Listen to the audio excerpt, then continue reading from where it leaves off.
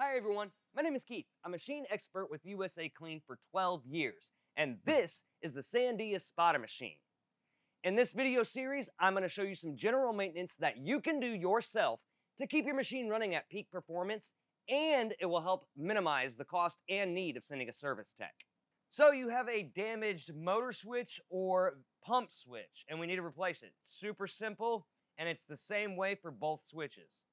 First, we have to remove the two Phillips screws here on the back side. And now this back plate can be pulled out. So now what we want to do is we're going to expose the back side of the switches. We are going to remove the butt connectors.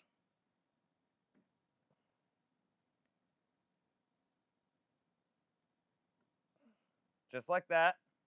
And now we can pinch down on the bottom and the top so that we can push the switch out through the front.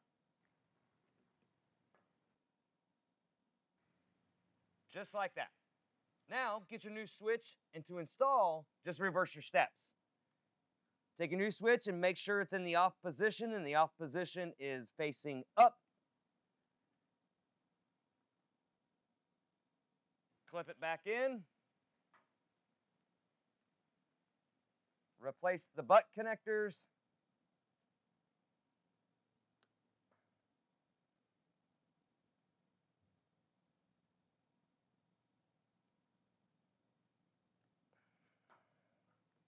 Just like that. Last step is we're going to put the plate back onto the machine.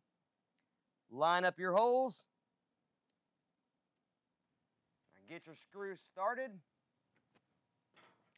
and then we can tighten them back down. Just like that, and you're done.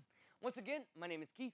For all the parts listed in today's video, plus thousands of diagrams and how-to repair guides, be sure to click the link in the description below, or visit us on the web at USACLEAN.com. Now, if you like what you watch, go ahead and hit that like button and subscribe for future videos. Stay safe, and thanks for watching.